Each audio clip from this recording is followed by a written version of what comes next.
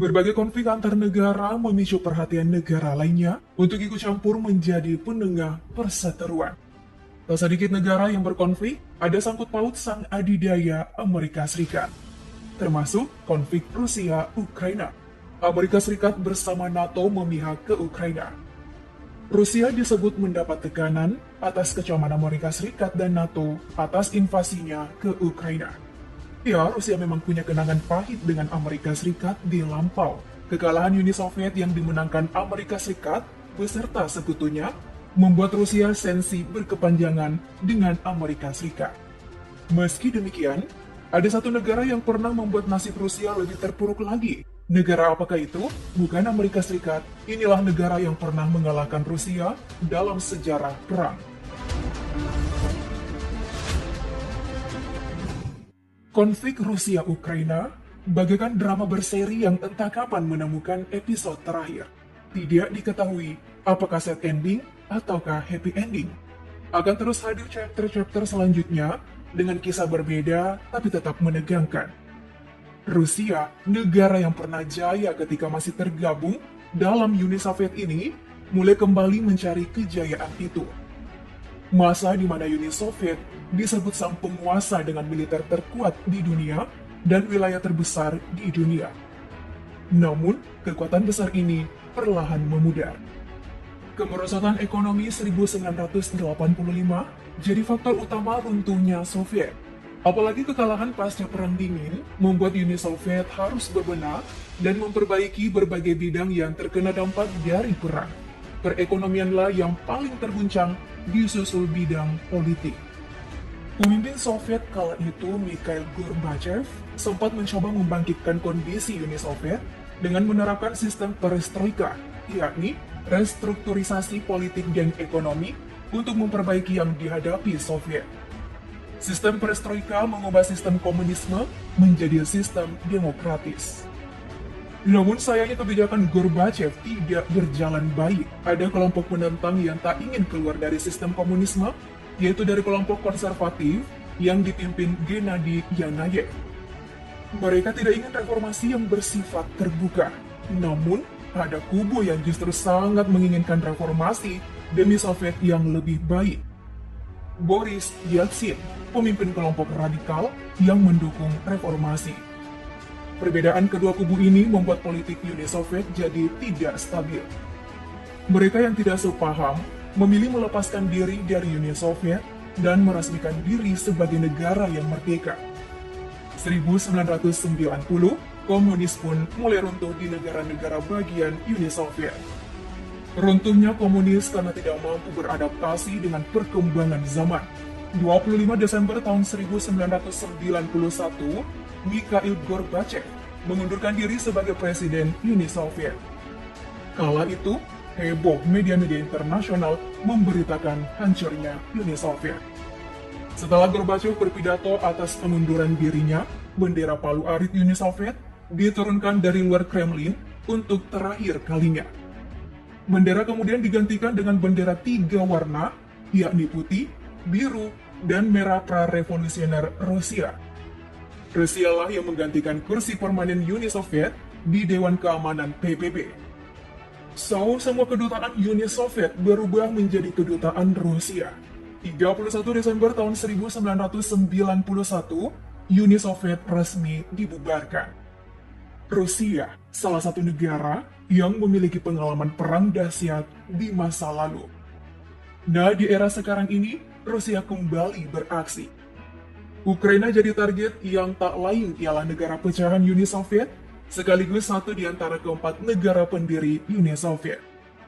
Invasi yang dilakukan kepada Ukraina demi mencegah Ukraina gabung NATO, pihak yang dulunya jadi lawan Soviet di era Perang Dingin. Namun, keputusan Ukraina sudah bulat. Mereka tak lagi ingin berada di bawah bayang-bayang Rusia. Keinginan itu didukung oleh NATO. Amerika Serikat pun mengecam Rusia yang dinilai menutup jalan negara ingin berdaulat.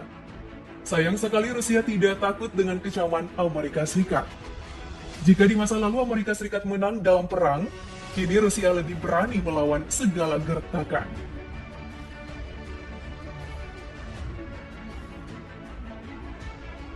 Technolovers, musuh abadi Uni Soviet di masa lalu bukan hanya Amerika Serikat. Inggris juga jadi negara yang kuat memerangi Uni Soviet. Di masa Perang Dunia Pertama dan Perang Dunia Kedua, Amerika dan Inggris adalah sekutu. Sebelum bergelut dengan Amerika Serikat pertengahan abad ke-19, Rusia pernah menjadi lawan negara-negara dari Barat.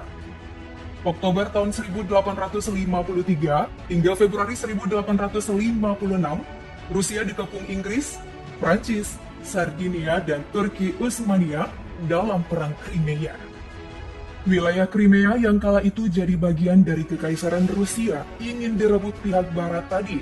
Prancis, Inggris, dan Turki berlaku sebagai penyerang. Prancis, Inggris, dan Turki mendapat bantuan dari Kerajaan Sardinia yang terletak di sekitar Italia. Serangan pun diberikan kepada Rusia.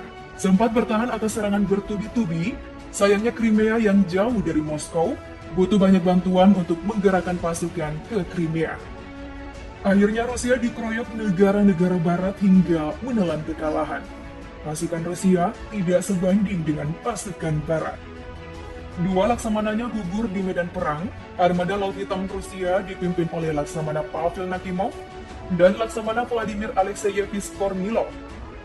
Selama Perang Crimea yang berlangsung tahun 1853 hingga 1856, kedua laksamana ini mengatur pertahanan darat kota dan pelabuhannya di pangkalan utama Armada Laut Hitam Rusia.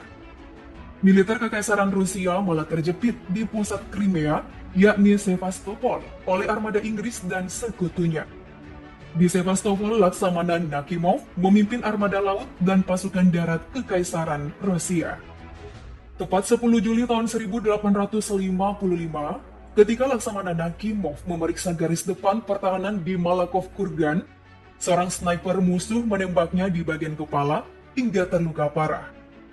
2 hari kemudian, Laksamana Nakhimov tutup usia pada 12 Juli tahun 1855. Nah, 24 Agustus 1855, benteng Rusia ditembus meriam musuh. 28 Agustus 1855, pasukan Rusia pun mundur dari Sevastopol. Sevastopol akhirnya jatuh ke tangan militer Inggris dan sekutunya, sekaligus menjadi penanda berakhirnya Perang Crimea. Rusia memang kalah dalam Perang Crimea, tapi nama Pavel Nakhimov akan terus dikenang sebagai pahlawan. Untuk menghargai jasa-jasa beliau, namanya dijadikan nama sekolah angkatan laut di Rusia.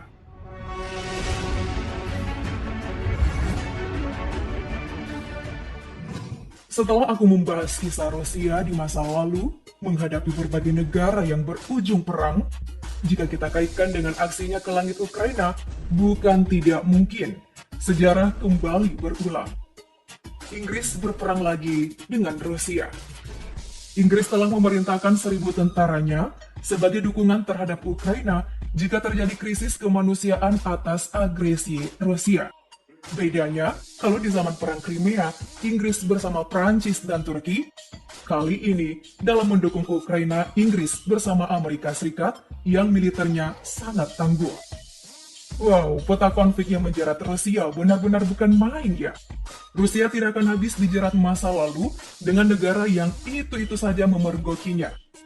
Makin penasaran dengan last chapter drama konflik yang dihadapi Rusia ini. Bagaimana menurut kamu? Mari ramaikan kolom komentar. Terima kasih dan sampai ketemu di video selanjutnya.